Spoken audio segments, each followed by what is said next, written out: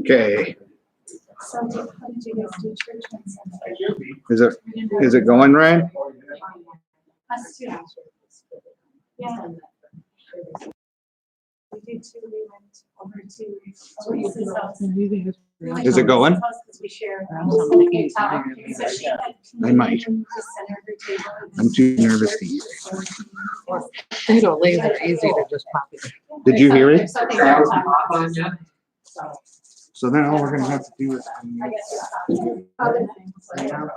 something. So they're gonna say. It should be flashing, No, not right? yet. So, no, it's not flashing. It's not flashing? Oh, it should be. Well, it's all in No, it's there. fine. Now it should Is it anything and all forward? It is what it Did you fall? No, I didn't do anything. Anyway, long story short. So I got called into the clinic because I typed into my Sanford chart because I thought I couldn't move my arm this weekend. And so I was afraid I was having a heart attack. That blood flow wasn't getting to the heart.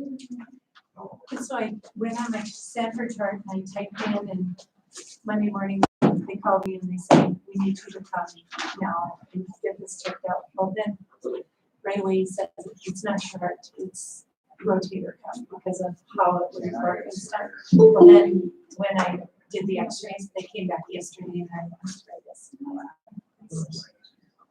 It's not just a frozen shoulder, because I have both. They said that there's arthritis in my, yeah, I could see it in the x-ray. So do you have to do PT? Well, there's no PT. Oh. That's the issue. So he said, okay, do this exercise and this one. And so, anyway, but it's a relief, but it's not the other stuff. So. That's the relief. It sounds, I mean, it sounds just like when I had a frozen shoulder. There's Charles. They didn't even mention that? Okay, Charles is on. Then Charles. No one when I You want did to that. Here, hallway.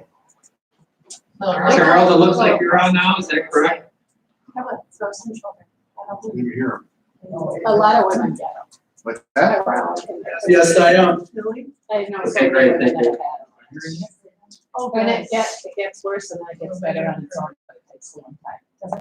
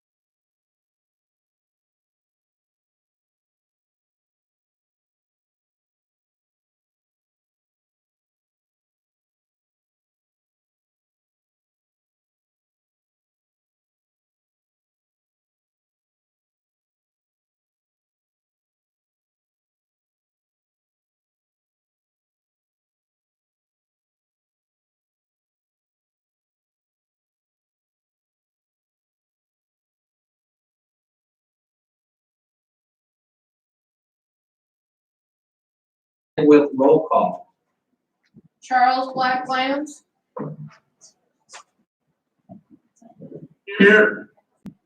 Reed Campbell, Here. Tom Haglund, Here? Sue Kern, Here.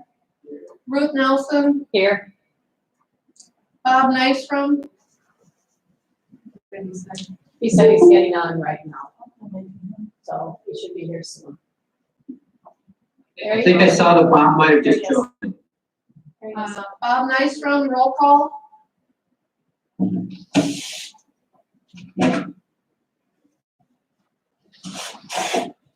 Here. Here he is. Can you hear me? Yep. Okay. Good job.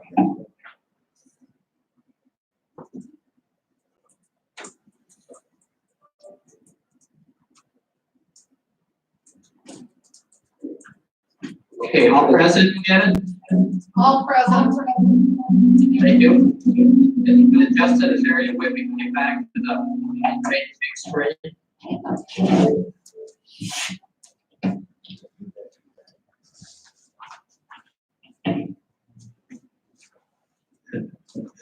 All right, can everyone still hear me? Yep. Yes. Okay. In a very unorthodox way, let's stand for the Pledge of Allegiance and try and do this together.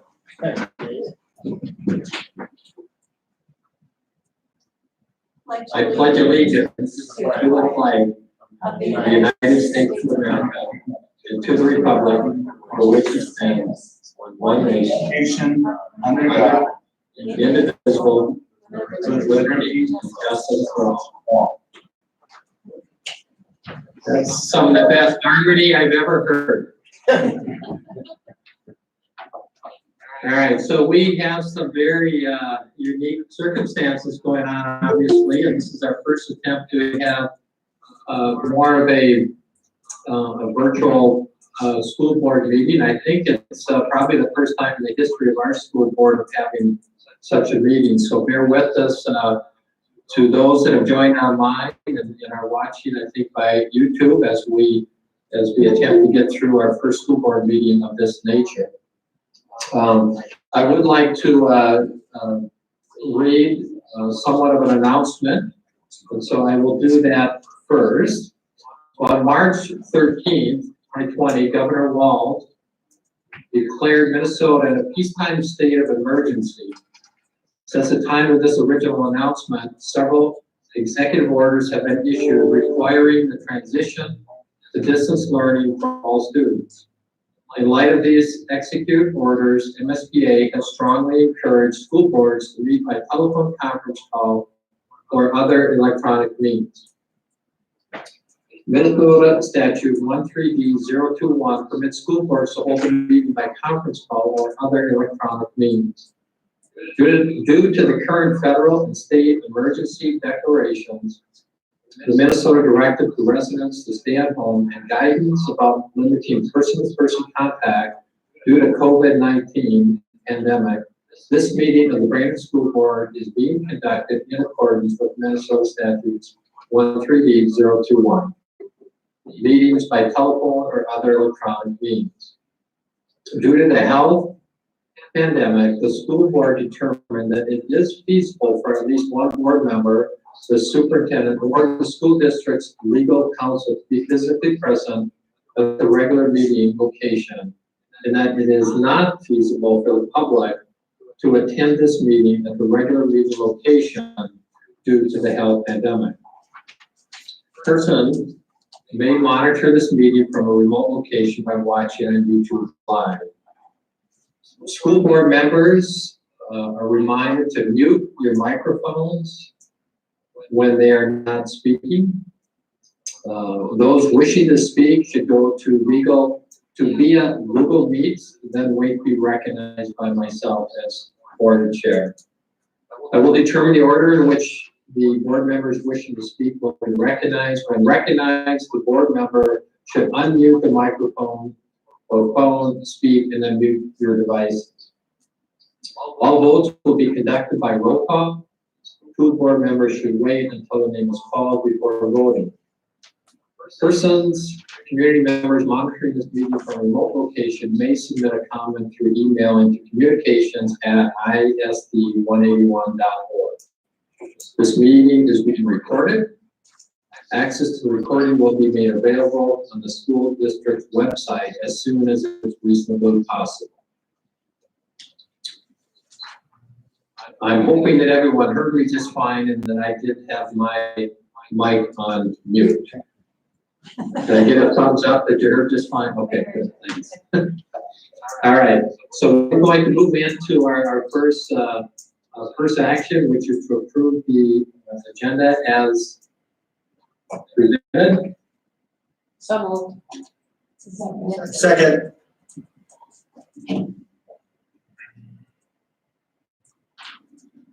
Okay, thank you. So we have a motion by Director Nelson, second by Director Blacklands for approval of the agenda.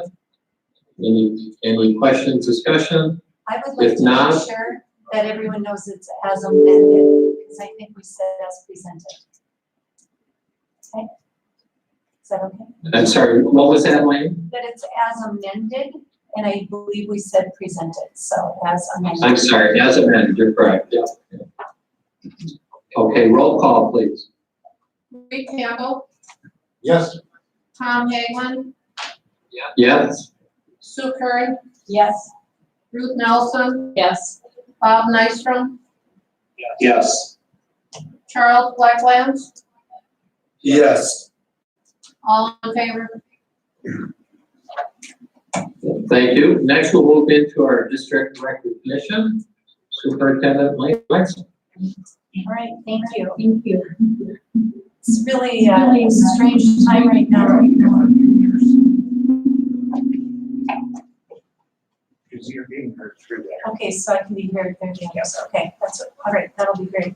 I'd like to recognize many of our students for recognitions that occurred following the winter. The Brainerd Warrior Wrestlers. Cade Barrett was honored as Most Valuable Wrestler. Atlee Danielson was given the Corey Borg Award. Cole Larkin was named Most Improved Varsity Wrestler, and Gabe Wagner was named the Hardest Worker. Congratulations to Maya Nelson for being named the Brainerd Warrior Basketball Offensive Player of the Year, as well as the Most Valuable Player for the season. Allie Brzezinski was named the Defensive Player of the Year.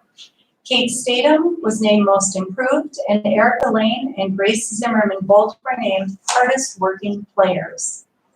Congratulations also to our adapted floor hockey team members, Blaze Edinger, Trevon Ate, Matt Aller, Caden Robinson for being named All-Conference, and to Carly Schuler and Tate Bolter for being named All-Conference. Cadence Atwater was named Most Improved Offensive Player. Alex Gedker was named Most Improved Defensive Player, and MVP was Matt Aller. Congratulations to the Boys Warrior Hockey Team award winners. Jacob Dreeds was selected Most Improved. Hayden Cruz was the Best Offensive Player. Ian Adland was selected as the Best Defensive Player. And the Warrior Award went to Christian Cottle. Congratulations to the Warrior Boys Basketball Team players, Owen Davis and Connor Powers, being selected All-Conference. Griffin Russian and Ben Staling were selected to the All-Conference Honorable Mention Team. Owen Davis and Jonah Masikovic were named Scholars for All-Conference. Connor Powers was Offensive Player of the Year. Ben Staling was Defensive Player of the Year. And the Warrior Award winner was Jonah Masikovic, and Team MVP was Connor Powers. Congratulations also to the Warrior Girls Hockey Team players, Sophie Robinson and Gabby Smith, who were selected as All-State players. Georgie Oz and Sophie Robinson were named Academic All-State. All Section 8 AA players were Sophie Robinson, Gabby Smith, Taylor Larson, Lindsay Booth, and all Section 8 AA honorable mention was Josie Kramer. Congratulations to our kids. It's fun to be seeing their names again and recognizing them for a job well done. That's it.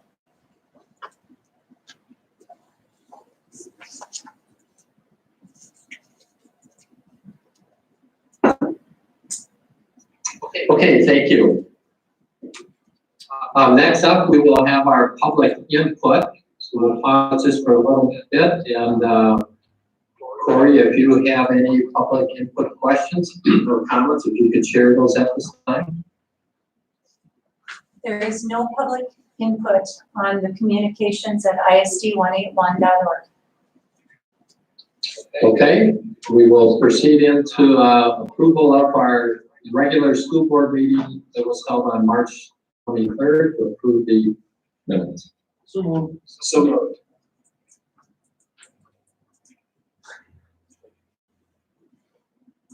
Is there a second?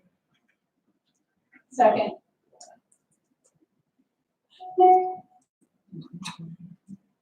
Ruth, was that you? I've seconded and made a few motions, but nobody heard me because I keep forgetting to take off my mute. All right, we'll get you on the next round, Charles. All right, so we've got I believe, a motion from Director Nystrom, a second from Director Nelson for approval of the minutes as presented. Any further discussion? If not, roll call, please. Tom Hageman, Yes? Sue Kern, Yes. Ruth Nelson. Yes. Bob Nystrom, Yes. Charles Black Lance, Yes? Reed Campbell, Yes. all in favor. Thank you. Next up will be approval of our consent agenda. I so move approval of the consent agenda presented. I'll second. Thank you. We have a motion by Director Campbell, second by Director Kern for approval of the consent agenda as presented. Any discussion? If not, roll call. Sue Kern, Yes. Ruth Nelson, Yes. Bob Nystrom, Yes. Charles Black Lance, Yes? Reed Campbell, Yes. Tom Hageman, Yes. all in favor. Thank you. Okay, we'll move right into the new business. First up will be a presentation of our building project updates. Damian, are you on and live? I'm here. Can you see me? Can you hear me?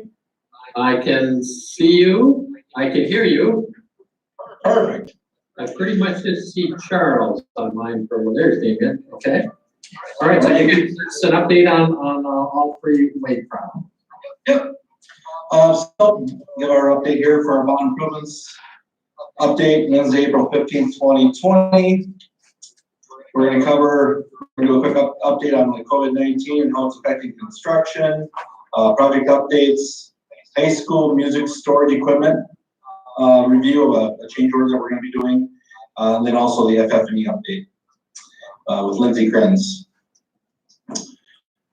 So COVID-19 update, right now construction is going really well considering. We've had good counts on site as far as manpower. We're making good progress. So things have been going well, and it's nice to walk the sites. I was on 3 of the 4 projects this morning, and it's nice to see how much work is getting put in place, and that the world is still clicking along.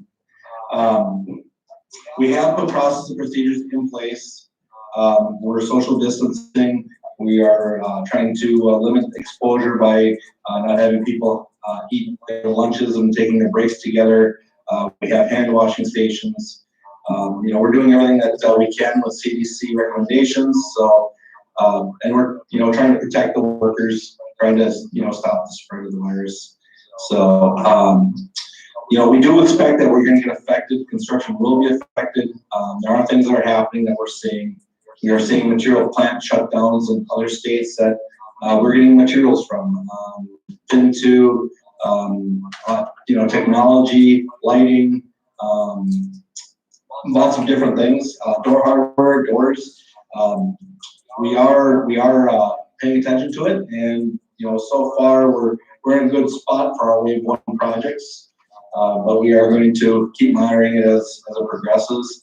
We anticipate there could be some manpower issues as people maybe get sick and whatnot. But, you know, we're just gonna take it a day at a time and try to be optimistic as we can be and keep getting work done, so. Any questions about that?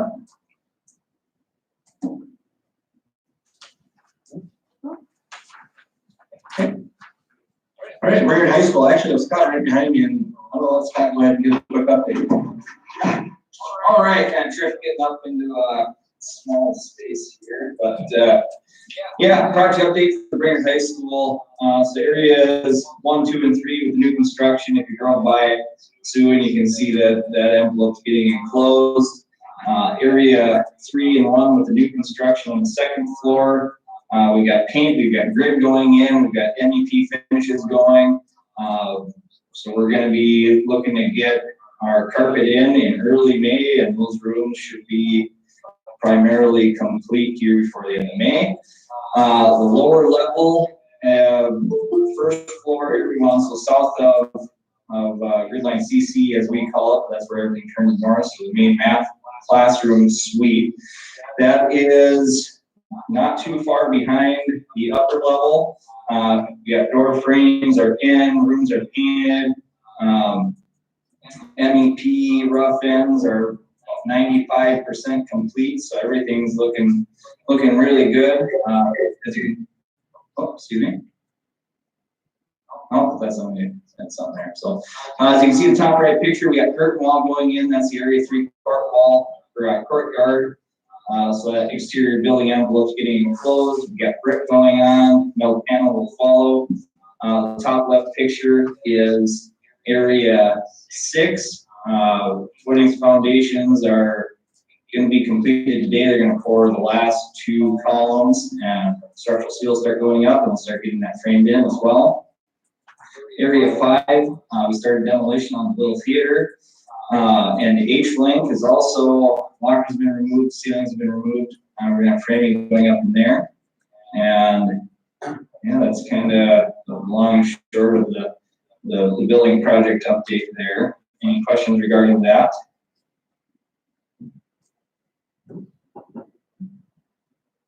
Hearing none, I'll move on to music storage equipment. So, if you recall from oversight, there was a discussion to put that music storage equipment back into, I shouldn't say back into, but into the project. It was previously a portion of the FF&E, but the directive was to have that be part of the construction. We looked at a few different systems, one being a custom built-in system that was very, very high priced. And through the users, what we finalized on is this Wanger storage system. So Wanger is kind of the gold standard for music storage equipment. They're a local Minnesota company. All that equipment is manufactured in Owatonna, Minnesota, and they would be part of the Omnia purchasing contract, which is similar to what we purchased the bleachers from off of, I should say, with H2I. And you'll see in your board packet that Wanger quote and the layout, which is the larger picture there, for $112,581, which is about a third of the cost if we went with the custom built-in option. Any questions? I had a question. Was there a reason why we couldn't use any of the materials that we had for storage in the old music department? We are utilizing quite a few pieces of storage equipment that's existing. One of the common themes around the school is that there's a lot of mismatched pieces of equipment, a lot of very old pieces of equipment that really don't fit the need anymore. Additionally, if you notice on that diagram, a lot of this equipment is in that center courtyard. So, or I shouldn't say courtyard, the commons area. So you want it all to match. You want it all to be, new, lockable, kind of jive with the aesthetics of that area as well. Scott, you did say that quite a lot of the existing equipment is being used. That's correct. We're gonna utilize, kind of the best and, equipment that they have currently to fill in some of these storage locations. Like you'll notice that, the band, choir, and orchestra rooms all have a storage area. And only one of those areas is included in this quote. So those other areas are utilizing existing, music storage equipment, shelving, things of that nature.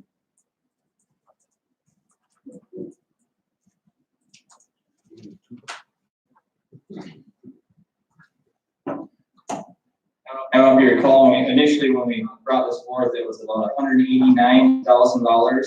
So by identifying existing pieces of equipment that work and changing the layout, we were able to get that down to $112,581. Thank you.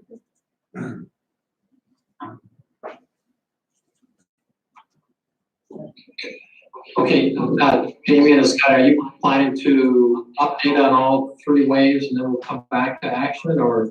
Yep. Okay. So that's it for the high school. I'll step back and let Damien take back over. All right. Thanks, Scott. Yep. Next project, Blue Baxter Elementary, metal panels and masonry are continuing on the exterior. Curtain wall is being installed. Drywall finishes at the administrative wing continue. Finishes at the kindergarten wing are taking place. Work in the mechanical room, and then finishes in the cafeteria wing. I say cafeteria before, I meant to say kindergarten before. Anyway, long story short, a lot of good things are happening on site. It's great to see the finishes going in place. Things are wrapping up out there. It's looking great. So lots of we're running probably 45, 50 workers on site, and it changes quick when you have that kind of manpower. So it's nice to see. Any questions on Blue Baxter? Municipal Elementary, miscellaneous finishes are being completed in the classrooms for the majority of them are completed. The site looks really nice. The flooring's in. We're framing at the building tie-ins. So we've taken some space inside the school and are getting our tie-ins put together so we can get life safety systems in place. Tie up, whether it's a fire alarm or the fire suppression system, doing some of those things. Drywall finishes at the administration entrance is ongoing. We're taping that area. And then cafeteria existing gymnasium windows, they have been installed. We removed the glass block, installed new curtain wall windows, added a lot of natural light into the gymnasium. A lot going on in the gymnasium between all the pallets of moving storage and some of the worker storage. We have a lot of items in the gym, but out there last week, again, not quite as many workers out there because there's not quite the need at the moment, but overall looking nice. Damien, quick question back to the Baxter School. I wasn't able to pull the trigger quick enough on my mute. Is there any, and maybe you touched on this earlier, but any concerns about meeting the deadline for this fall for students walking into the building? No, that job is tracking very well. So we are scheduled right now for I believe a July 30th finish, and I think we're gonna be just fine. Thank you. Damien, just a question. With Harrison, the contractor a month ago said they were going to have problems finishing on time, but now you feel they can finish on time? I was talking about Baxter Elementary. Oh, okay. How about Harrison? Yep, that's next. Oh, I'm sorry. Okay, no problem, Mom. All right, Harrison Elementary, exterior metal panel install is wrapping up. Exterior glazing has been installed. Rough ends at the lower level are on. Sheet rocking design on the lower level as well. And we're working on finishes, painting, retailing the kitchen. Casework is in a lot of the rooms already. Core hotel is ongoing. Basically finishes are in high demand right now. We are working in the lower level, starting to do some work inside in the existing school, trying to get a jump on things. As far as the new addition work, that work is wrapping up fast. We're getting ready to do some flooring. I believe Collinex is going to have kitchen equipment on site next week. So things are going well in Harrison. It's going to be one of our harder summer slams. We're hoping that we're able to get in there a little earlier. We're doing some things to be proactive to get in early. Our teams are talking about how to approach that project. Having to be taking COVID into consideration, social distancing. Trying to control density levels, and we're going to take we're going to have as good a plan as we can possibly have in place. I hope we get an early start because I think that'll help us out a lot there. So being what we need to do there to be ready for school to be open. So right now, though, I don't the foot's on the gas pedal. We're not slowing down. So we're hoping that we can keep the progress going and finish strong here. So okay, questions on Harrison? Okay, Garfield, contracts are awarded, submittals are being reviewed. We're getting ready to begin construction. We're hoping again we get in there and do an early start. Not nearly as stringent as Harrison. Pre-construction walkthroughs and field verifications are ongoing. Plans are being reviewed by the state for permitting. And I believe we have a construction coordination meeting this week to get that thing, kind of start getting these contractors together to get our schedule lined up. It's kind of tough because I want to hurry up and kind of get things ready to go, and we think we might be able to start May 4th, but we're not sure. And so there's a little bit of planning around trying to figure out when we're going to get started. But everybody's biting at the bit, so we're hopeful that we'll be able to execute quickly once we get to go ahead.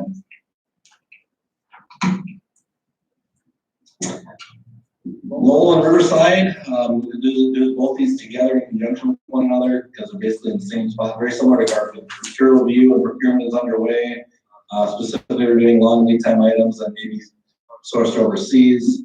Plan review and permitting are in progress, anticipating a mid to late May groundbreaking. And these projects here start with additions and some interior work, but not very much. So these jobs are not going to be nearly won't be affected by the same as some of the other ones as far as COVID goes. So we expect that these projects will start off well, and next summer hopefully we don't have any COVID anymore, and we'll have a good summer to complete these jobs. After early childhood, things are progressing nicely, being ready for a fall start. So it's right now slated for September 1st kickoff with like a January 1st completion. So everything is tracking well there. And then Wave 3 schools are kicking off designs right now on the South Campus, and then also Wesby and Prairie Learning Center. So we're going to be working towards some schematic design deadlines in June, and get things ready to go and look for a bid sometime in December on those three projects. So any questions on Wave 3?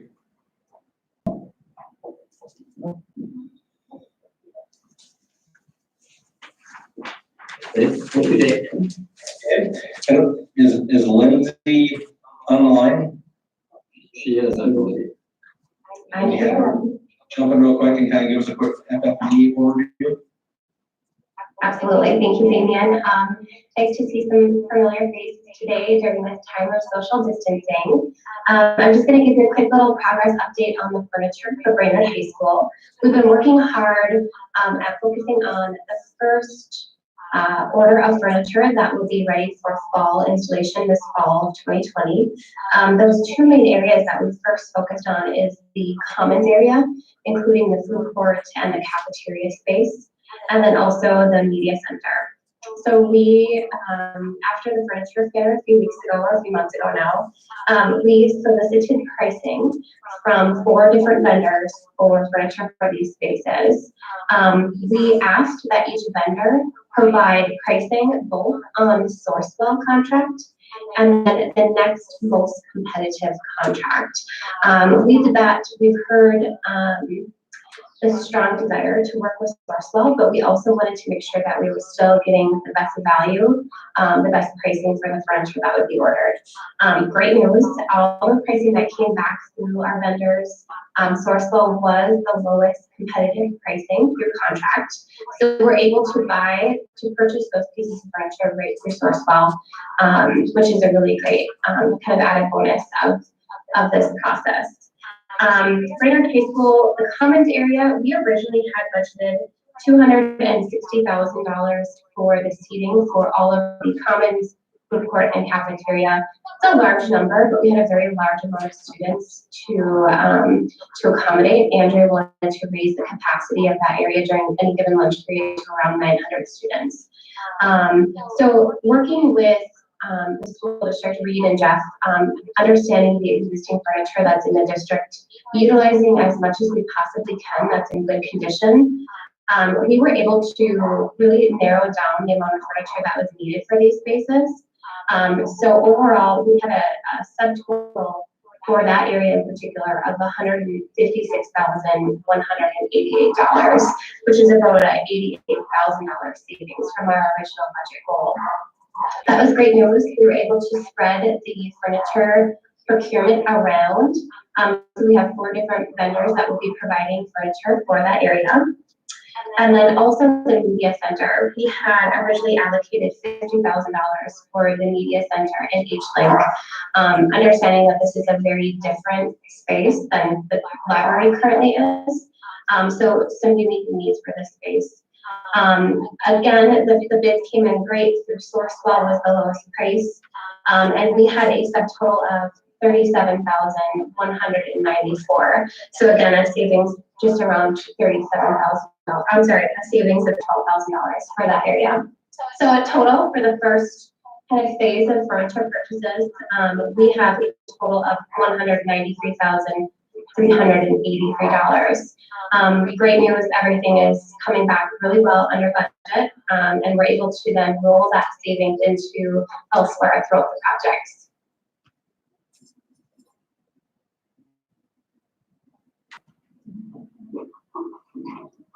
Okay, thank you, Lindsay. Do you have more that you're presenting or Damien?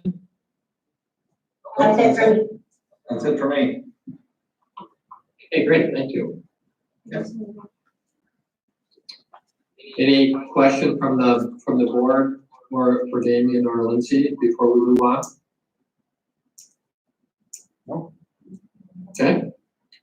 All right, so we will move into item number 2, which is approval of the Wenger music cabinets that was presented.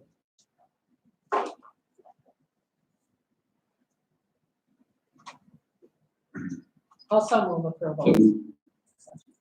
Second.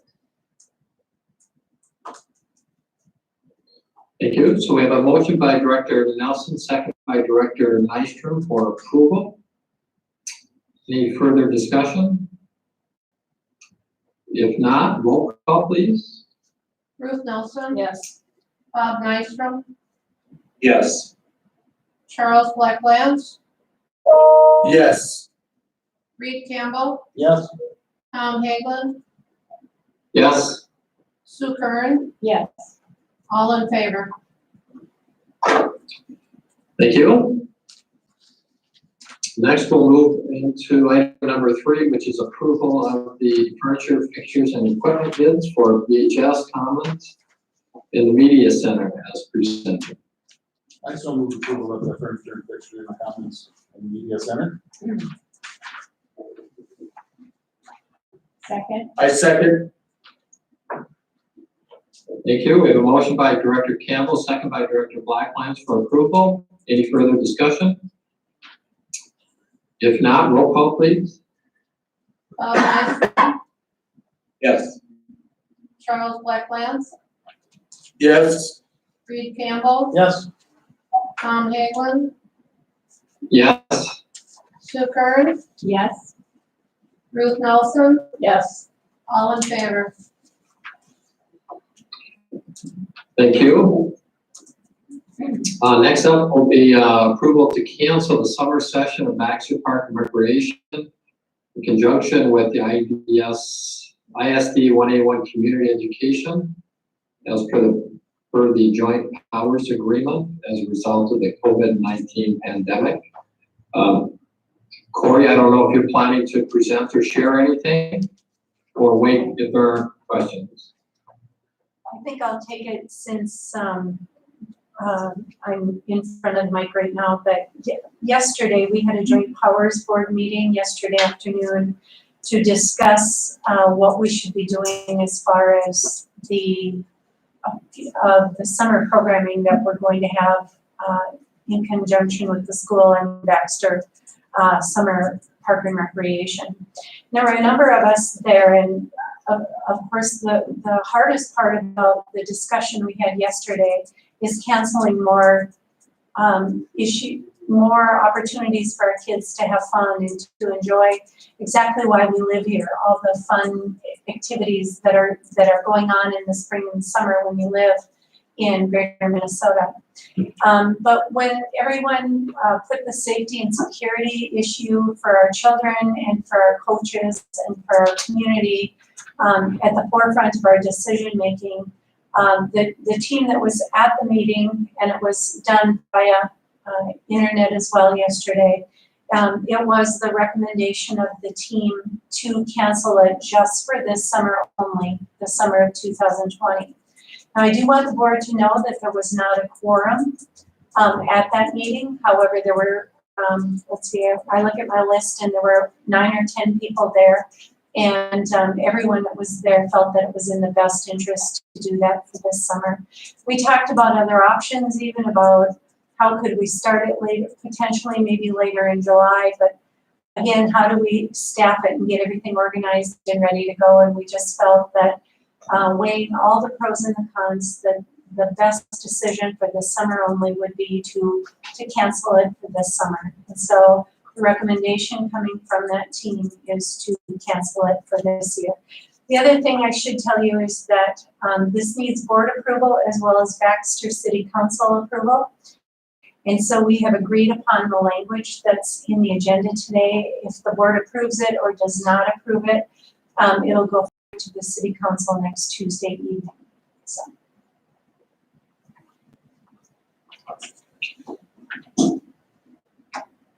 Lane, when does that typically start? May. When does the summer session start? It usually starts in May. All the planning would be starting right away. The program and such is ready to go to print as of this Friday and would come out a couple of weeks from now. But it would officially start in May and it would go through July. So is the program not going to be printed at all for this summer? Is that? Yes, it will be printed, but for now it's just, we want it to be as current and up to date as it possibly can be, so that we aren't publishing something and then have to backtrack on it. And so we decided that before it went to print, we wanted to make sure that we had taken action at least on the summer programming for the Parks and Recreation. So that part of the program just won't be in there. Okay. Yes. So it is the recommendation of the team that we cancel it for this summer only. You had mentioned that we didn't have a quorum. How many is a quorum if you have 9 or 10 people? We needed 4 voting members for a quorum at the meeting, and there were only 3 of us voting members that were there. But there were other people that were providing input into the discussion yesterday. So I actually can count. I think 1, 2, 3, 4, 5, 6, 7, 8, 9. There were 10 people there. So, but 3 were voting members. So. I so move approval to cancel the 2020 summer season of Baxter Park and Rec.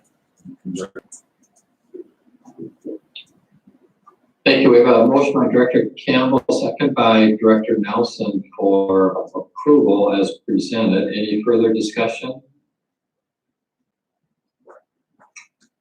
Lane, could you share a little bit on what kind of discussion took place and the challenges that if this were to be pushed back, let's say a month? I think what we talked about there, first of all, there's real uncertainty as to the COVID-19, the pandemic, when the peak is going to occur. And, you know, there's discussion about the possibility that it could be in June, it could be as late as July, some of that.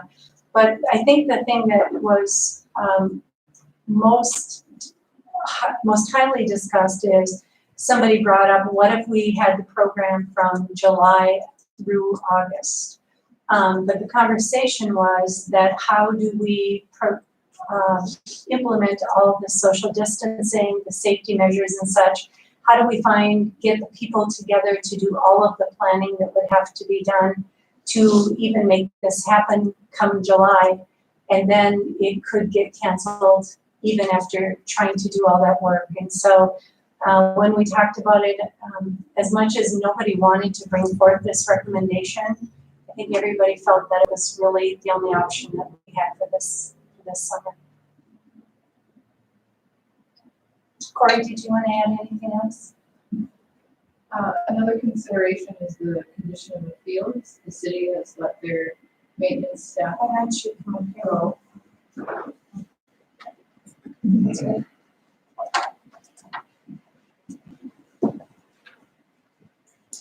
Another large consideration with the decision was the city's ability to have the fields ready for play. At this point, they have not hired their summer maintenance crews. They've done no work on their fields. And in fact, the emergency declaration that the city passed states that there is no personal programming or field maintenance indefinitely. So that was another big consideration, that we don't have the staff to plan things at this point, and we don't have fields.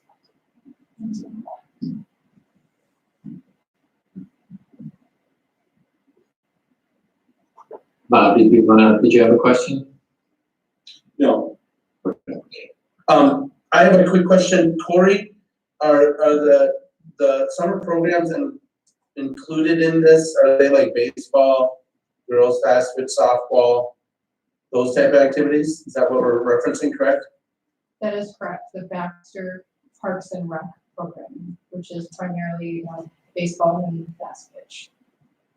I should note that the regular community ed youth enrichment programs have all been pushed back into July and August, where possible.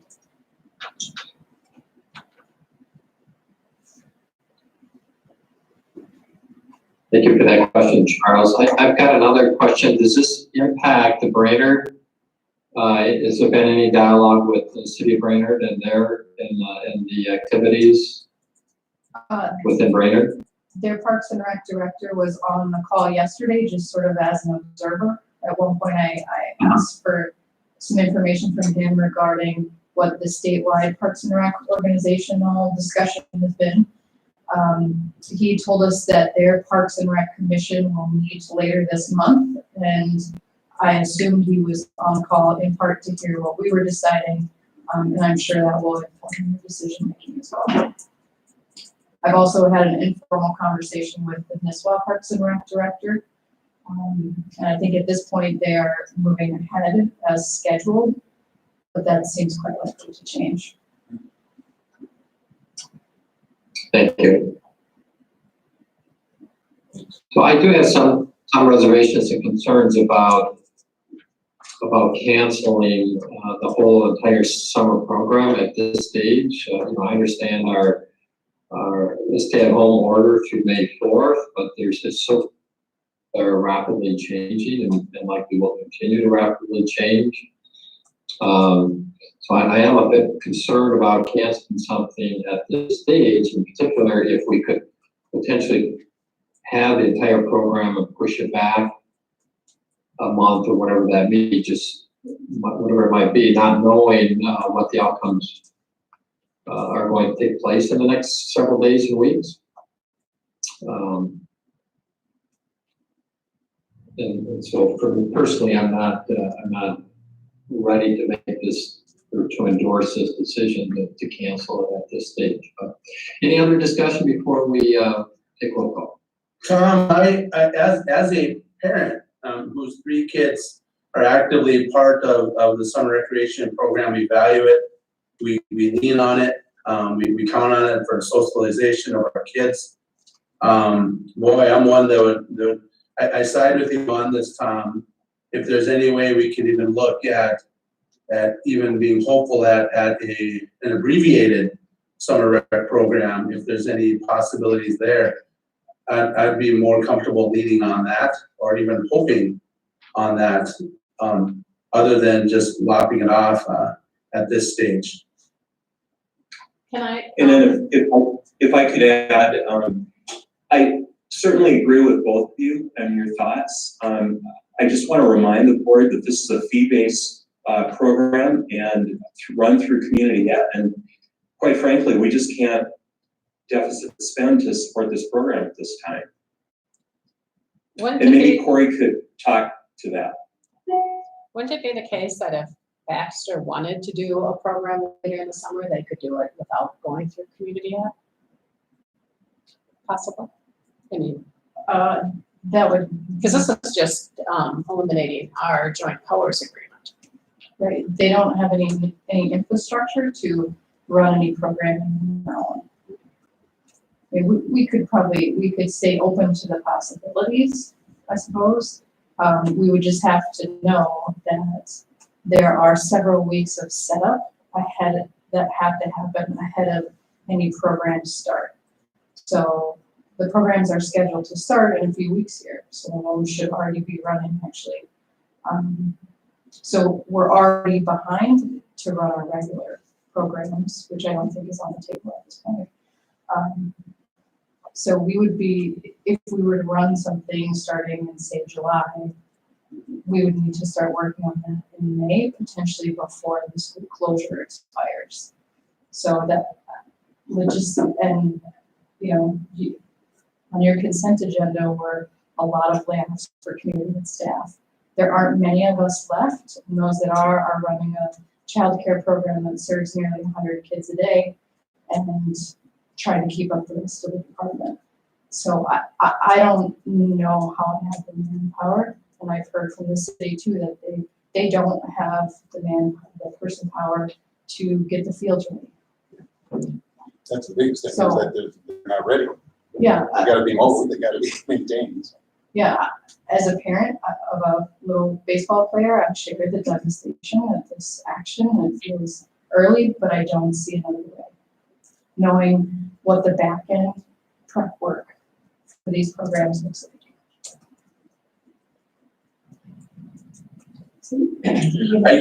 I guess, Corey, another thought that I had, and I don't wanna in any way play Monday morning quarterback on this. I appreciate the work that the Joint Powers team put into this, but a question that I have is, one thing that my two oldest children, my daughters, 10 and 12 years old, they took part in a I think it's the Fast Pitch Softball Association, and I don't believe that's part of the Brainerd Recs, Park and Rec.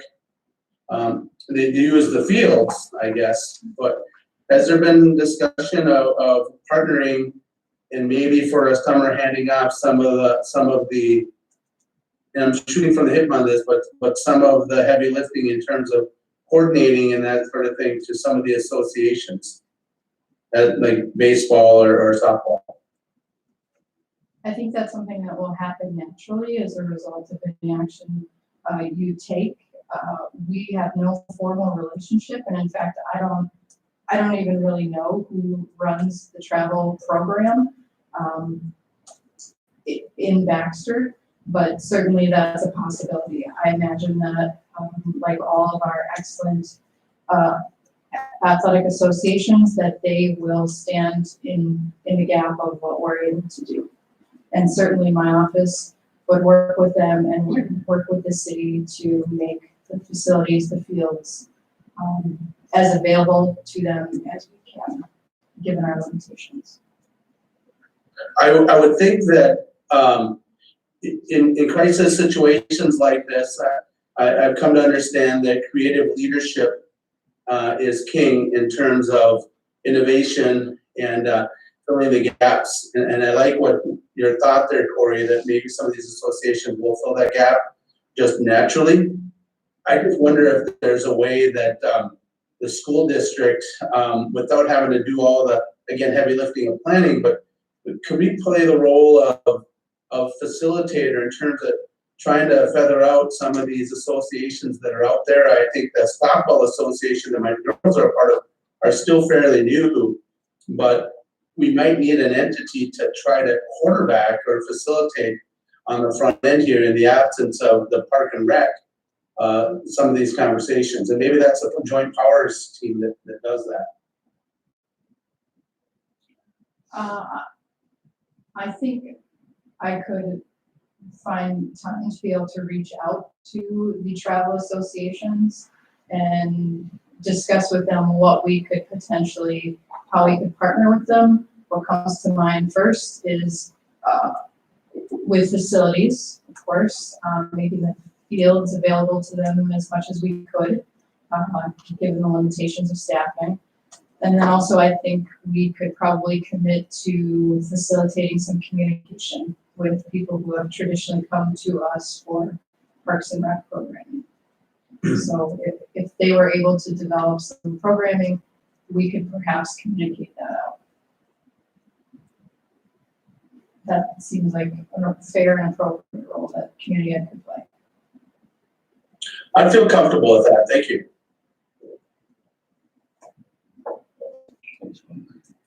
Okay, any other questions from board members? So if we don't cancel this, can we still work on possibly getting something together from what Corey was just talking about? Or if we say cancel this now, then it's over?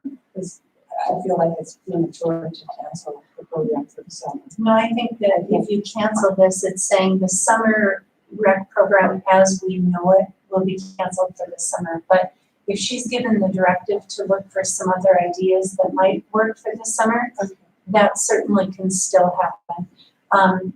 What I'm unsure about is if this board votes no, it still will go to the city council. And again, we need both parties involved to make the program as it's been run in the past function, because it's their space and a lot of the work is done through our program. So, but I think that sounds like a really great solution if there's some additional things that we might be able to offer. Still keeping in mind that we're going to follow all the recommendations as set forth by the CDC and keep our kids and families out of risk as much as we possibly can, and yet try to provide some kind of a fun summer program for kids.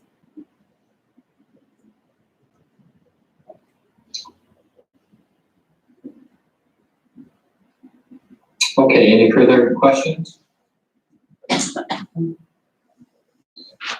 Hearing none, we have a motion by Director Campbell, second by Director Nystrom. And we'll take roll call. Charles Blacklands, No. Reed Campbell, Yes. Tom Hagelin, No. Sue Kern, No.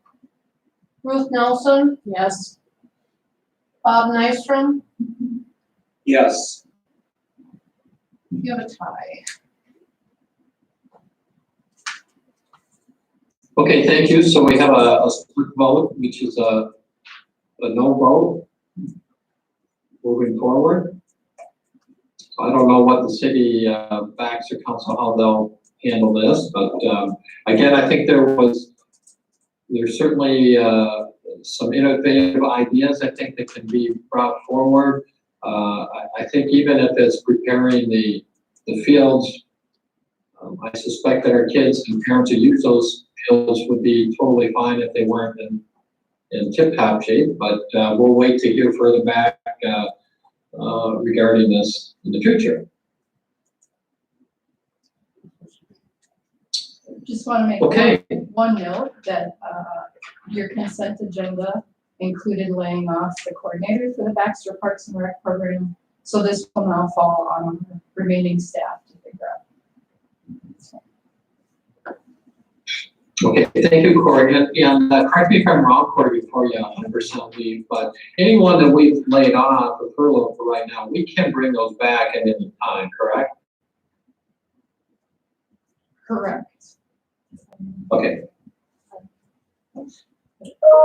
If, Tom, if I could just share one thing. I sit on the, Community Education Committee as a board member. And I see Corey, up close and personal with her staff, the relationship that she has with her staff, the strong professional ties and the hard work. And Corey, I just want to take this opportunity, I'm not sure where else I'd be able to do it, but I sure appreciate all the hard work, all the constricting that your organization or your programs have had to do. There's a lot of tough decisions, and I'm saddened by that, but I sure am encouraged by your hard work and your steadfastness in wanting to serve our area students. And I appreciate all your hard work. Thank you. Thank you for that, Charles. I would echo that. I know Corey's been a challenging several weeks here, and thank you for hanging in there and doing what you can with this upheaval of different change in our lives right now. So thank you. Okay, we'll move forward with the approval of our 21-22 VHS yearbook agreement. Lane, do you want to speak on that as well? Marcy is coming up, she's going to speak on that. For Marcy? Yep, I'm here. Thank you. So attached to the 2-year agreement, we have done that in the past where we've done 2 years. The yearbook advisor would like to continue working with Justin's.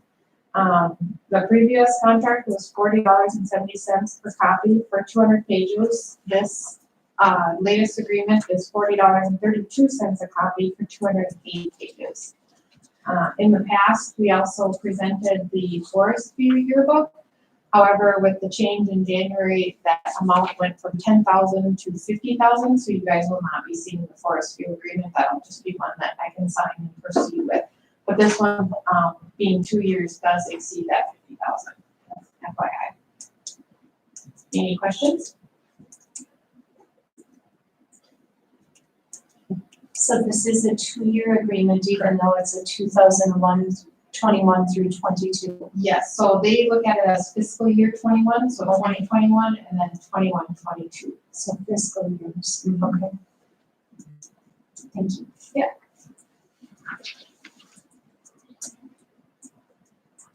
Okay, thank you, Marcy. Any? I would move to approve that 2021-22 VHS yearbook agreement with Jostens for the proposed budget amount of $36,284.55. I second.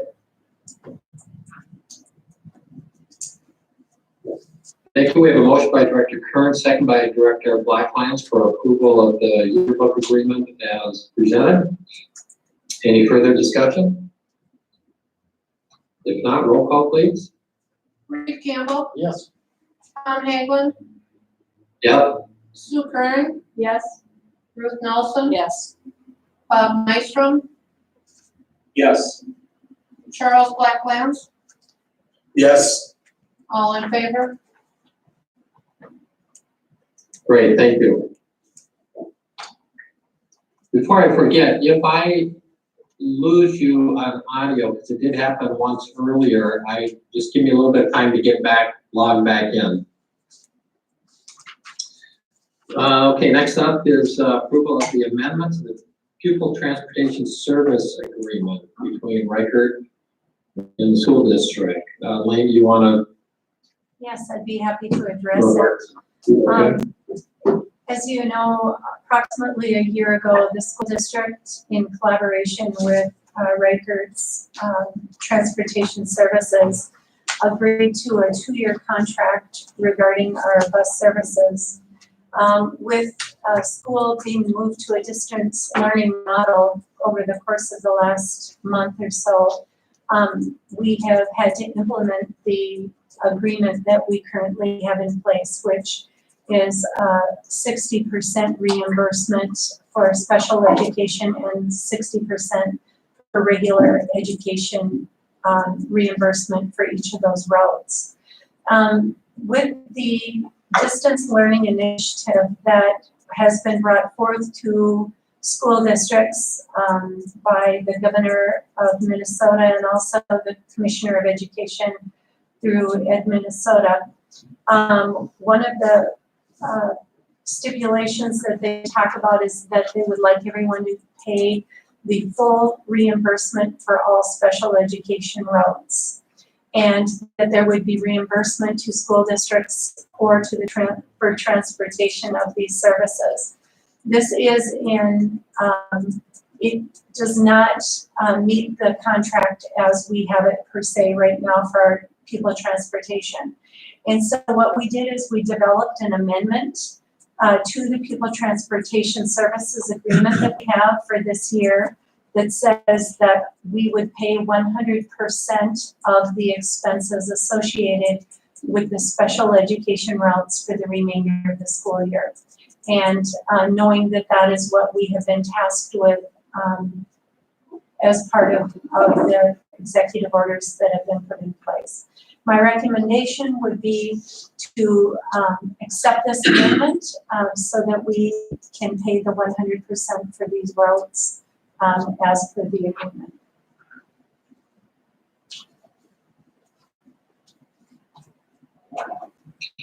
And like, just to confirm, that is for the special education routes, correct? It's for the special education routes only, and at this point, the regular education routes are at 60%, which is what we agreed upon in our mutually agreed upon agreement a year ago.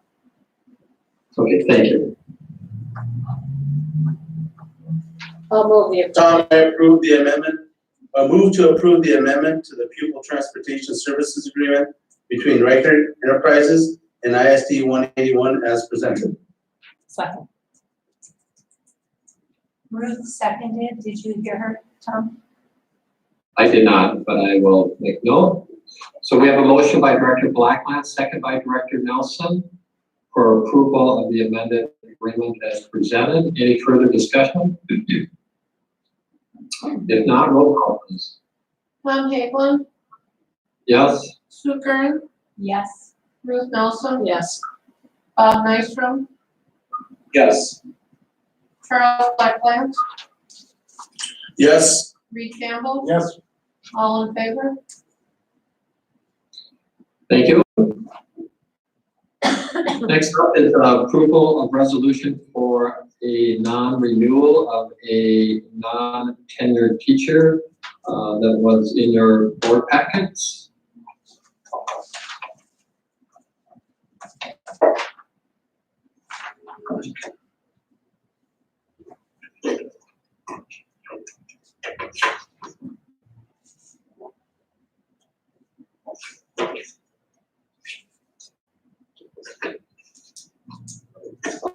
Is there a motion to accept? I so move on approval of the resolution for non-renewal of the non-tenured teacher as presented. Second.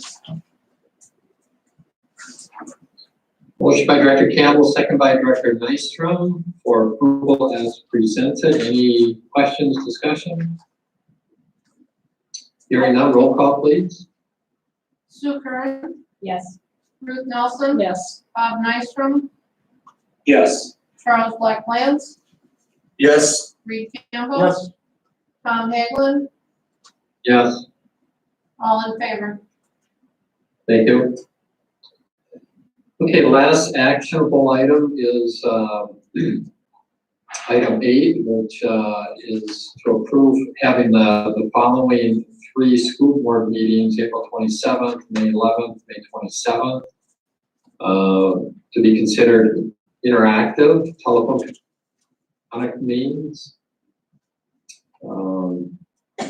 Lane, you wanna talk, any comments on this? Yeah, I'll just bring forth, what this is saying is, we're just getting permission from the Board of Education to hold some of these meetings via interactive telephone conference or other electronic means. And what is in the recommendation today is just to bring it through the end of the school year, and then it would go back into regular meetings unless the board decided to continue that we needed to have electronic meetings. We use these dates just because these are the meetings that remain while the school year is in session. But the board can make changes at any point if they choose to go back to regular meetings or if they choose to extend the electronic meetings. But we just put these 3 on for now, but the board can make the decision as you move forward. Could we do it where we just do one at a time rather than planning on being on teleconference and just, if for April 27th and then You can at each time, yep, and we can bring it up at each meeting if you wish to do that. We just put these on here so you didn't have to do that at each meeting, but we certainly can do that. okay, because governor was, as far as I know, it was still planning to open on May 4th from what order he's given. Correct. So it seems more appropriate to just do the one at a time. We will, that's true, that we hope to begin school again and to open up our community more on May 4th. But I do want to reiterate that social distancing will still be in place. And so we would just have to have the extended tables and such that we've talked about and limit to 10 people or less in our meeting. So.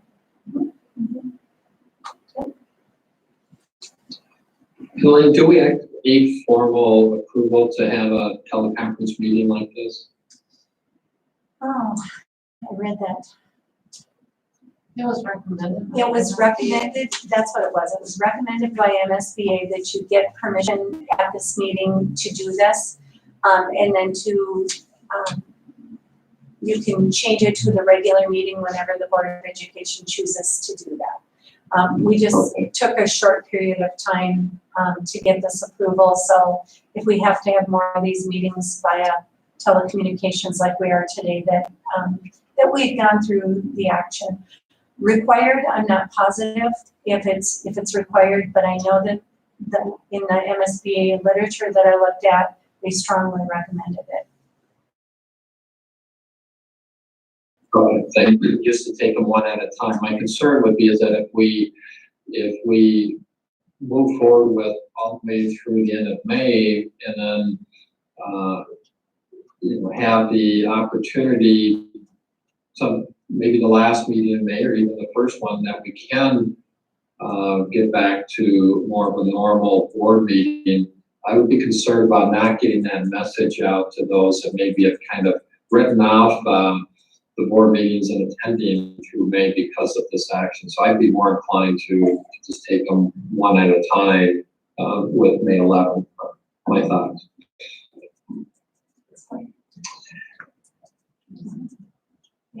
Yeah, I would like to make a motion, Mr. Chair, to approve to have the regular school board meeting on April 27th to be an interactive telephone conference or electronic meetings meeting.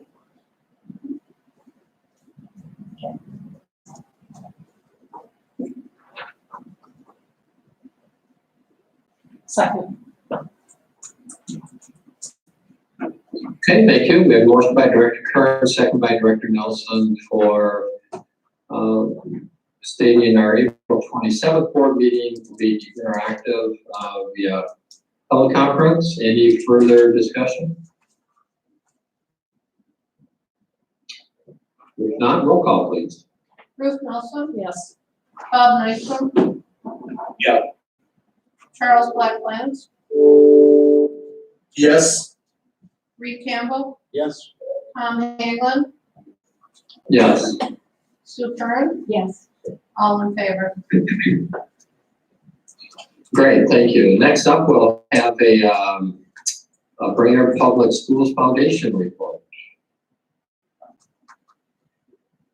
I was not able to attend, I don't know, yes, should we wait to attend? I was able to attend it.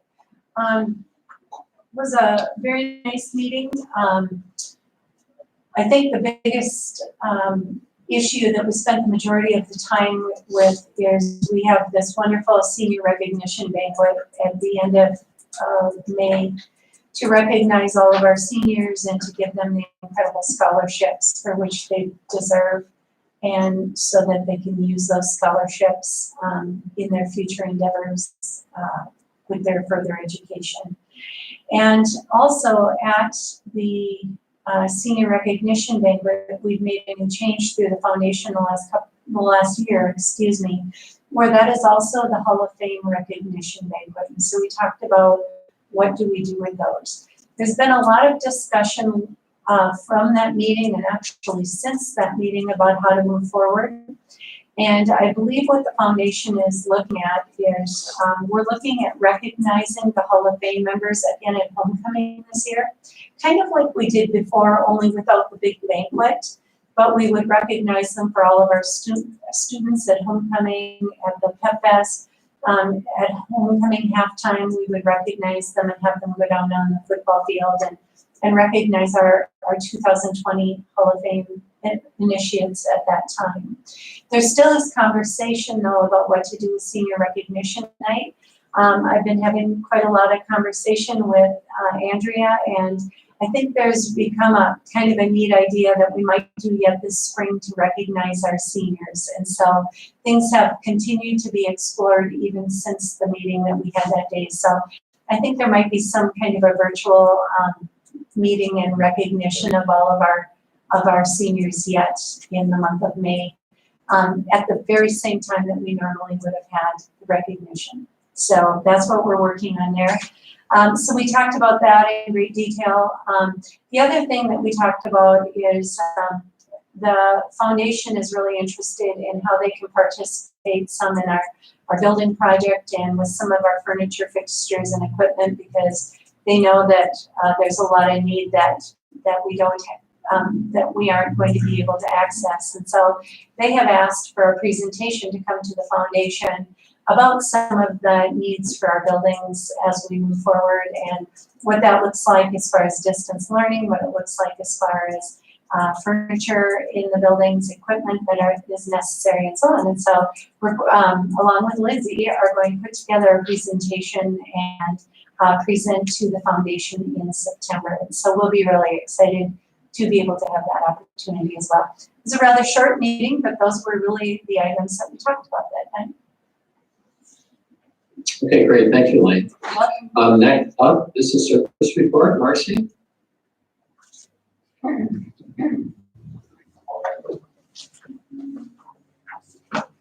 So in your board packet is the enrollment report. From last month, we were down 4, and from the beginning of the year, we were down 61. For comparison, last year, we were down 16 from the previous month.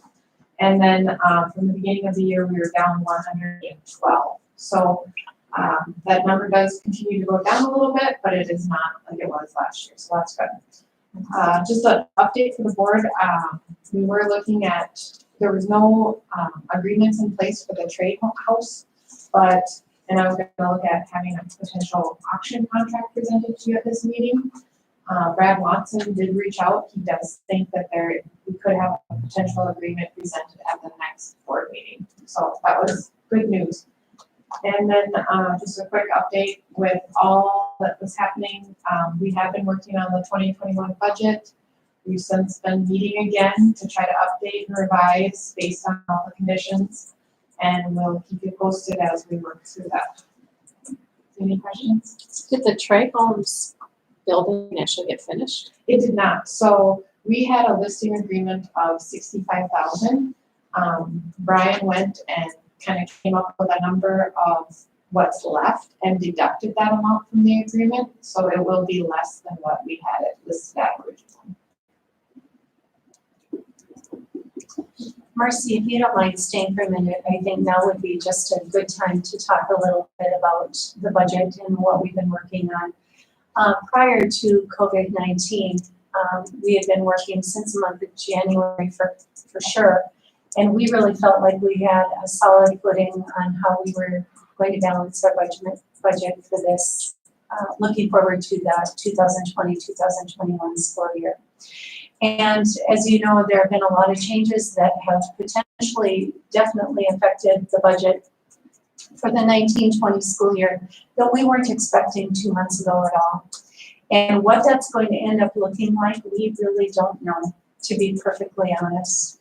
And so this past week, Marcy, myself, and we've spent hours and hours on it, and many other people have been contributing as well, and we're going to be continuing moving forward. But we've taken a much more conservative approach to the budget for next year because we really don't know what it's going to look like. We don't know what the end balance is going to look like for this year.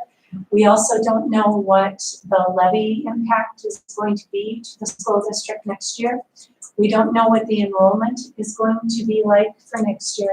And so what I'd like the board to know is that up until this point, we had put a spending or a hiring freeze, and we weren't doing any hiring at all. But like I said, Marcy and I have been fine-tooth combing that budget lately. And there are some positions that we know that we need to replace, and we think that it is in our best interest to move forward with those and to bring those hirings recommendations forward to you within the next couple of board meetings. But I would like the board to know that we have really modified our budget. We have modified our enrollment numbers that we're projecting, and literally it's our best guess. But we are not going to be bringing forth near the amount of changes as we were hoping to be able to bring forward, because we think that we're being very, very frugal and we're being very conservative in our approach to. I just don't want the board to be surprised though when we bring forth recommendations for hire. I want you to know that it will be nearly what we were anticipating, and we're going to watch and see what happens in the months of May, June, July, and even August. We'll probably be making decisions all the way along this year as we know more. Hopefully, we're going to be similar to what we were planning, but we just don't think we would be good money managers if that's what we were planning at this time. So you're going to see that we're going to be way more conservative in the approach that we bring forward. And Maine brings up a good point. The county did have that new application process. So I reached out to them asking them for a plan as far as, so we can monitor our cash flows. We do get our receipts in June and July, and if that's delayed to past July, we will have to continue to monitor that. Yeah. And so I just think this is the perfect time to let you know that we're watching it very carefully. Anything that we bring forward will be the must-do items, and we will keep you informed as we move forward and as we learn more.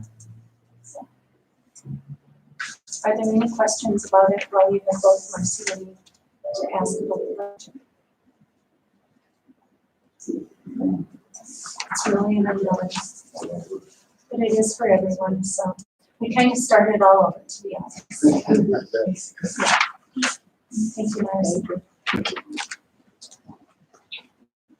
Great, thank you, Marcy. Elaine, do you want to, do you have more on the superintendent's report? Yeah, I'd be happy to highlight just a few more things. One of the things that people keep asking is, really how is distance learning going, and what are some of the changes that are happening? Every day at 2 o'clock, there's a team of us that watch the changes that occur with the governor. And on Tuesdays and Thursdays at 4:30, there are updates from MDE that we like to have somebody on the line if we can. What we know as of today, the stay-at-home order has been extended through Sunday the 3rd, I believe, at 11:59. So May 4th, things are going back into place. But what we know right now about education is the same as what we knew before. that we hope to bring our children back to the on-site school on Tuesday, May 5th. And what would happen is Friday, the 1st of May, and Monday, the 4th of May, would be professional development days for teachers to come back to the schools to change their method of teaching again back to more of a seat-based education. And our kids would return on the 5th. We have been told a couple weeks ago by the governor to anticipate the possibility that we may not be returning school to a seat-based education this year. And so we are planning both ways that works. Many people ask me, in fact, I get asked pretty much everyone that I see or that I'm on a Skype, how is the distance learning going? And I must tell you that our teachers and all of the staff that we have in our school, our administrative teams, absolutely incredible what they have done to make distance learning really an effective process for our learners. I was on a call this morning at 7 o'clock, and one of the people that was on the call said that her daughter, if she emails her teacher at 8:30 at night, her teacher still responds. And she said, I cannot say enough for how people are engaging in distance learning, how they're communicating with families, and how beautiful it's being run in Brainerd. And I'm so appreciative of our staff. And I look out here at Justin, you and your team through technology. This never could have been a reality without all of the work that you have made available and that the rest of our team has put together to make this happen. And so it is going very well for Brainerd Public Schools. Is it perfect? No, but our people have been giving their hearts and souls to make this work, and so we thank everyone for that. Again, we're implementing all the safety health measures that we've been asked to implement, social distancing, many people working from remote sites, covering our coughs and so on, washing our hands. We also have ordered a number of masks for people that choose to use masks, and they are available at our child care and our lunch sites. Our child care for our emergency workers and staff is averaging just under 100 children each day. It went down a little bit when we went to the stay-at-home model where more people were working remotely. But originally we had 260 or so families that had signed up children for the child care. We are serving more than 2,000 meals per day. We have definitely found that the meals are things that people are appreciating greatly. So much that Alyssa Thompson and our food service department, our wonderful, wonderful cooks and the parents that are helping there, they're serving more than 2,000 meals a day. That's breakfast and lunch. The YMCA comes and also provides dinner at the same drop-off, so we're providing 3 healthy meals for our families each day. And we have now added so that we are providing weekend meals as well. So on Fridays, they're getting weekend meals as well. Yes. Is there a way to donate to that program? Marcy, is there a way to donate? Food service? Would it be more monetary or? She's taking both. She's taking both, okay. I do have to add too that our grocery stores here in town and Costco, and they have been just wonderful about donating food to help us with this. It has really been a community partnership. Today on this meeting that I was on with our legislators and so on, Carl Samp too was saying, and I'm just so proud of Alyssa and her team and how when the long holiday came last weekend and they provided food for Thursday, Friday, Saturday, Sunday, Monday, so that our children were sure to have the meals that they needed over the long break. And so it's really been a beautiful partnership of people working together to keep our children healthy. So I just thank everybody for all that they've done and the extra hours that everybody's put in. A lot of fatigue to people right now, and it's just because everybody's giving their heart and soul to keep things going as much as we can. Just a couple other things aside from the COVID-19. We talked already about the budget I was gonna go through that extensively, but we were able to do that with Marcy. So you'll see some big changes at the meeting to a little less than 2 weeks from now. And then, let's see, everything else, I think everything else that I was gonna talk about, we've either talked about or we're going to discuss the graduation, and Andrea wants to be a part of that. So I thank the board for your commitment and for just supporting us through this really intense and difficult time.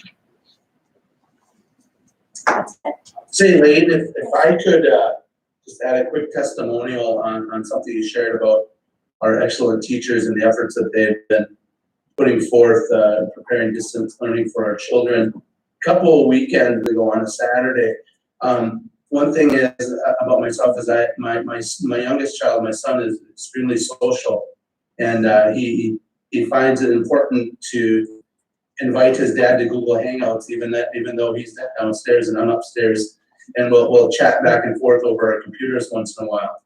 And on one of those Hangouts on a Saturday morning, it was about 10:30 in the morning. One of my son's teachers from Lowell Elementary jumped on that Hangout and chatted with us for about 10 minutes. More so with Chayton, but that was just a really neat experience for him, a fun experience. He's able to show him his new puppy and all that type of thing. But this teacher was in the process of prepping for the next week and found 10 minutes to chat with my son, and I thought that was pretty special. And he still talks about it. That's neat. Yeah, our teacher, yeah, everyone has just been incredible. Our teachers have been phenomenal. And then on top of this all, we have 12 buildings that we're trying to clean up the rooms and get everything boxed up. And the people that are working in the buildings are working diligently to try to get the spaces ready so that as soon as our construction workers can come in and start working on these facilities, they can. And so I've had the fortunate opportunity to be able to stop by some of these buildings, and you can't believe the amount of work that everybody is working on to do that, on top of everything that we've been asked to do over the course of the last month. So if sometimes the emails are a little bit slower or whatever, please excuse us, but we're really just trying to tread water here a little bit. And we thank you so much for your support and your understanding, and just for helping us through this. Yeah, but thank you for sharing that, Charles, because every day I hear from somebody, or I'll get an email about something wonderful that a teacher has done or a paraprofessional has done, just making the life of one of our students or a family member just a little bit better during this hard time. Thank you. All right, thank you, Elena. Thank you, Charles, for sharing that story. I know I've heard from others as well, just the positive influence that a number of our staff members have been able to experience with our students in our community. So thanks for sharing. Blake, before I forget, did we have were our athletic field lights on Monday evening? They were not on Monday evening. I thought they were going to be, but they weren't. So I heard from a few of you that asking that very question, but I have double checked with Reed and with Charlie, and I said they need to be on Monday night. So Monday night, I'm not sure exactly what time it'll be, but they'll be on for about 20 minutes to show support for our senior class. And so there's all kinds of fun things going on right now to show support for our seniors during the month of May. The lights will be on. You'll also see, I think our community is going to be inundated with signs dedicated for our graduates that we're going to be putting up in our buildings and hopefully in some of your yards and so on as well. I know the senior or the BHS is going to be having people come and painting all the windows on behalf of our kids. There's going to be some really neat technological things that focus and showcase our seniors, and so we're gonna finish really strong here this year. It's gonna be a little bit different. And some of the way that we finish might even be something we carry over in the future. So yeah, we'll make the best out of a tough situation. Yeah.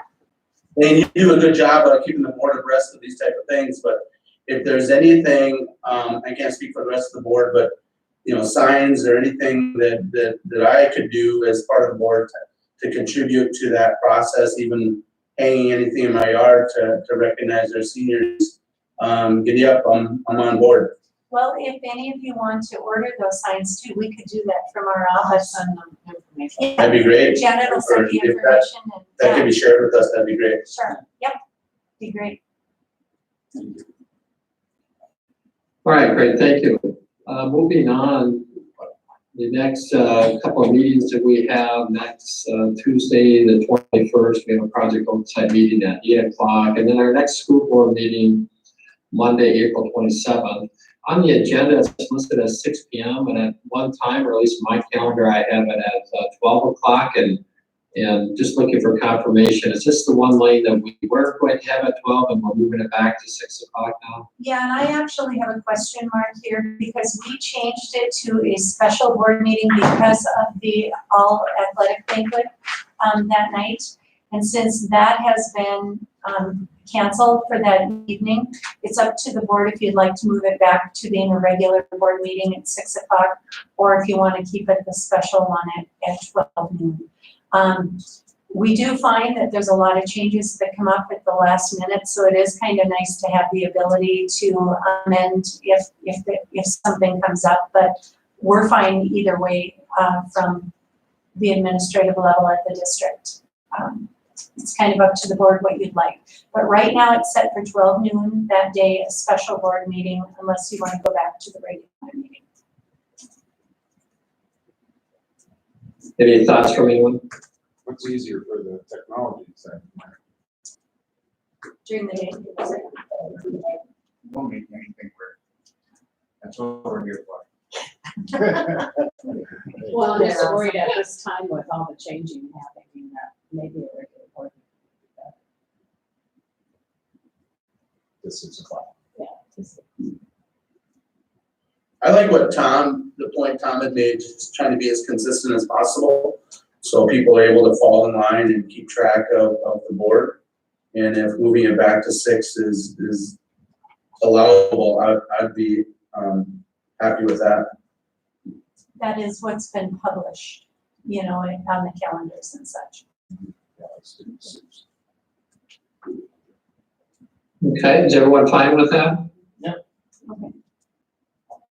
Okay, Okay. thank you. All right, so I think this is one of the first times we've had a discussion topic listed under other business, and that is in regards to our 2020 graduation for this spring. So Lane, I'll turn that over to you. I'm thinking that Andrea is probably online. She I just know there's walked a number in, of people hopping on and off. so you can come right up here, Andrea, and I think we'll let her lead it because she's been busy with this. She's had a lot of, so. Hello, everyone, and, Chairperson Hagelin, it's true, I think this is a very unique, subject to talk about, but rest assured that it is a daily topic among our seniors, parents, and principals around the state, and I'm sure the nation, but I'm more connected with, those that are in the state. So the messages that we have been sharing from Brainerd High School have really centered around hope and pause. And those have been, I think, well received by our parents and our seniors especially, that we are not making any rash decisions about the future.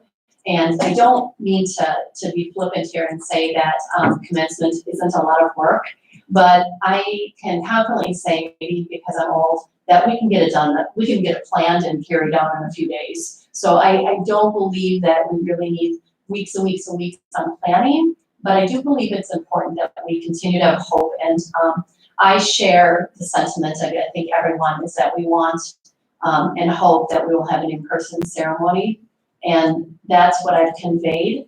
However, I don't want to mislead people into not being safe and following the guidelines and the directives of our respected government officials, all of them that have given us this guidance, and the medical professionals. I never profess to know more than they do. So I will say that we need to pause and have hope. Now, we meet with the area principals, and we met actually just this morning. Again, it's our third week that we meet, and that has been the top of our high school principals meeting is celebrations and of course commencement. And just so you're aware, at least in our direct area here, we have decided that we all are doing the same thing. We're taking that pause and we're gonna wait and see what happens. And I think that just, I know that for those that really want answers, this is a really uncertain time and I just don't have answers and I need to be honest about that. So I have reached out to some principals that I watch from afar and follow, and my college roommate shared with me a communication to her as a parent of a senior in Minnetonka.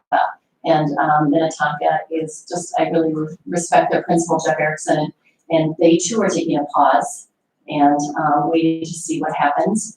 And so at this point, we are just waiting a little bit longer to find out when we hope we can have a traditional ceremony. And I know a few of you have reached out and just shared that anecdote with me that you'd like to have that. So I share that. So as far as specifics, I am not prepared to share them because our hope is that we will be able to have a ceremony. Just to let you know, Minnetonka decided their ceremony was scheduled for June because they released later, but they've already got dates in July and August as backups. And they communicated that out. I did talk with Superintendent Larson just briefly about that, just sharing some things that I've learned. And so that is something too. I think that most of us have been around family or friends that have had to make changes in some big life events like weddings and anniversary parties. And so I think we have to look at that commencement like that. We may have to postpone it. And so that's where we're at. Prom, not that anyone maybe is asking about prom, but I'll just give you an update, is that we also are having the same in regards to prom. We are going to, sorry, Justin, am I doing something wrong? Okay, no, it's okay. I just didn't know if I did something wrong. Prom is also going to be postponed this weekend with our Junior Plus advisor, Ms. Marcello, and she's also exploring other dates that we might be able to use the NP Event Center and host that prom maybe this summer. And we really want to keep that option available too. As Superintendent Larson shared, we've got some things that we're planning to do to kind of recognize and honor and celebrate our seniors. We're going to be decorating the windows of our school this week. So I think by weekend you'll be seeing, hopefully, if we don't have a lot more snow, we're going to be outside decorating. And then also we are working on a senior spotlight to be on our Facebook page and having seniors submit video clips, answering some questions that we have for them, seniors. And so we'll be posting those and getting them to share in. And that will be nothing for them because they make videos all the time. So they can just, they probably can take 22 takes and decide which one is best, but we're going to be doing that as well. So you'll share all of those that get submitted? Yes, we're developing the process of submitting them and then having them be reviewed and then posted on our Facebook page. And so we're just working on the questions. We are working on them yesterday and today, and then getting the communication out to our students. I'm so excited. Last night when you and I talked on the phone, you talked also about the fact that you've been keeping many of the seniors in the communication and getting their input as well. Do you want to talk a little bit about that, what you've been hearing from the kids? Sure. I have been sending almost weekly communications to parents and or seniors and students, just to give them an update and keep telling them that we're supporting them and this is different. And so it's nice to have our students connect with us. And so over the weeks, I have had lots of seniors, primarily and senior parents, but also underclassmen writing and emailing me. And I even got a text last week and just, giving ideas, asking questions, giving reassurances. So our senior class cabinet leaders and our student council leaders will be contacted to start that Facebook video process so they can lead us off with that. And then also they continue to be involved in the planning. Commencement is planned by the senior class cabinet. Do you also want to talk a little bit about what you're thinking for senior recognition night, or is that still kind of a secret? No, I think it's, Jessica Gangle, Executive Director of Green Public Schools Foundation, and I met yesterday, and we discussed, having a program that can be taped and done prior, and then we can have it even on the night that the recognition was scheduled to occur. And we solicited the help of Rick Jensen, our yearbook advisor, who has all the senior pictures ready to go for our yearbook. And he's going to be helping work with Jenny Barnhart, one of our clerical administrative assistants, to create a PowerPoint presentation. And Jessica and I will host the program, and that way people can log in and follow along and see their senior be awarded a scholarship. Yes. So we'll do the speeches just like we did before. We and will. they'll all be taped and everybody can be watching it at the same time. And Right. their picture will come up when they get the award with the name of the award and maybe the person or the people that it's an honor Yes. of. We thought that this provides us an opportunity to share with a larger audience, because for all the years that I've been in Brainerd, we have had a big recognition program. However, we haven't opened it up to the public, and this would actually provide an opportunity for us to maybe have a wider audience. Grandpa and grandma could come, and the donors and the people that support those organizations, they raise money. All these volunteers that raise money can tune in and watch. So we're excited about that. I even joked, this is concert banquet celebration time, and so it's been strange, not having those. And so Jessica and I are even gonna dress up. We might have to wear hats if we can't get haircuts before then, but we did say that we would dress up and have it be a formal virtual stream. So, yeah. Do you have any questions or any input that you'd like to share for the board? Okay. Sounds good. Yeah. Thanks. And I just Andrea, yeah, go ahead. Bob. Andrea, first of all, Charles, if you mute your, it might help what you're seeing, but Andrea, thank you for sharing what you did here and for continuing with Open Pause.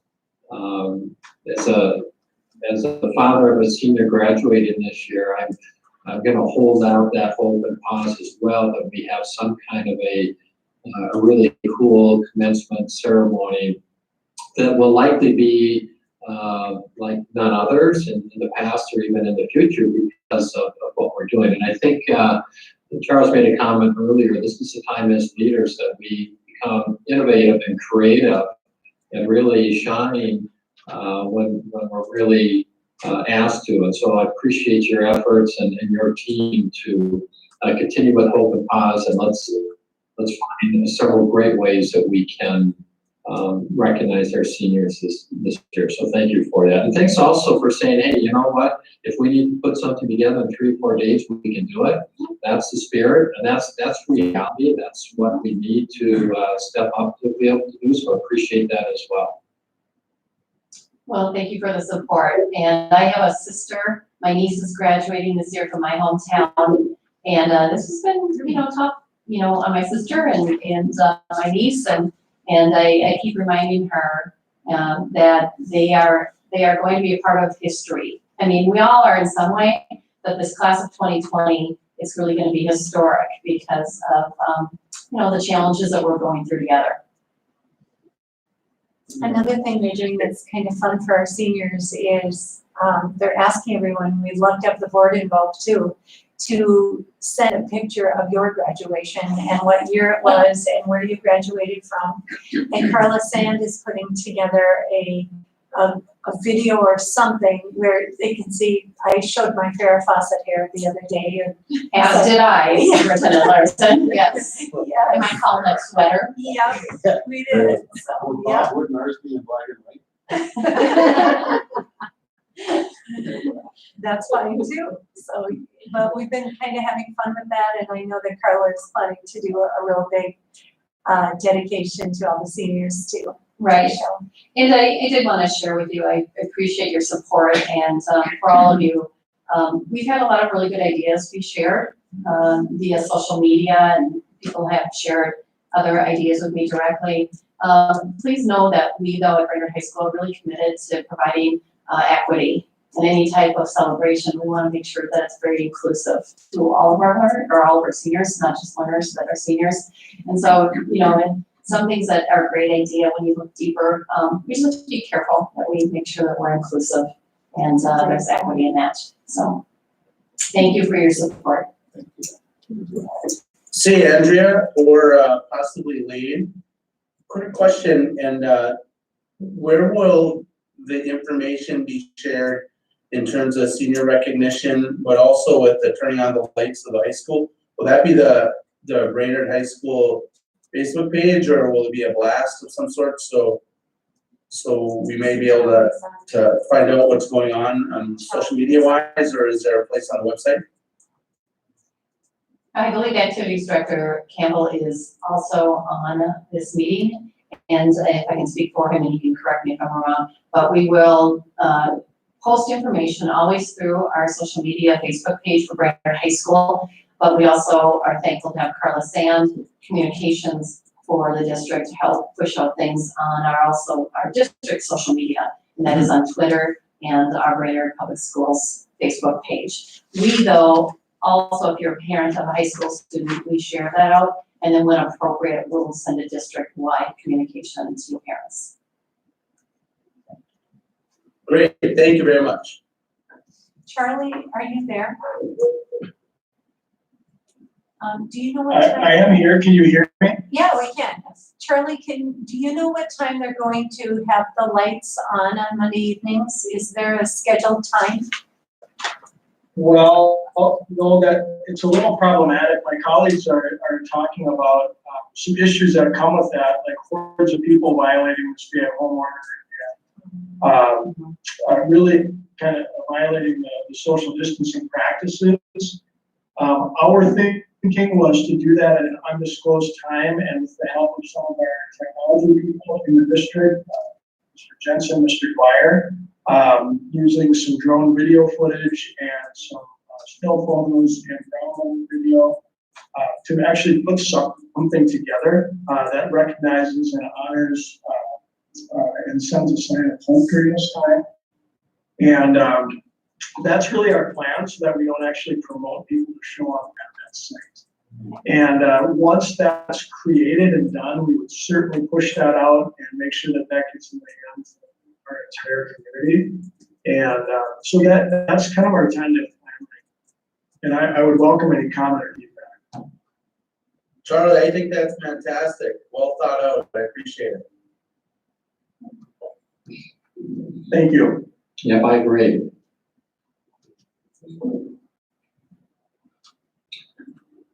Okay, thank you, Charlie. Thank you, Andrea. Any other questions regarding commencement at this stage from board members? Andrea, would you be willing just the next couple of board meetings just to come maybe and give an update, or be on, on social media, and just give a little update on what's happening for our seniors and for the end of the school year? Absolutely, and I would encourage everyone who's watching, listening, is to follow our Brainerd High School Facebook page. We're going to ramp it up and try to have it be even more live than we typically do by recording or posting events, so that we can follow and we can highlight and celebrate our seniors.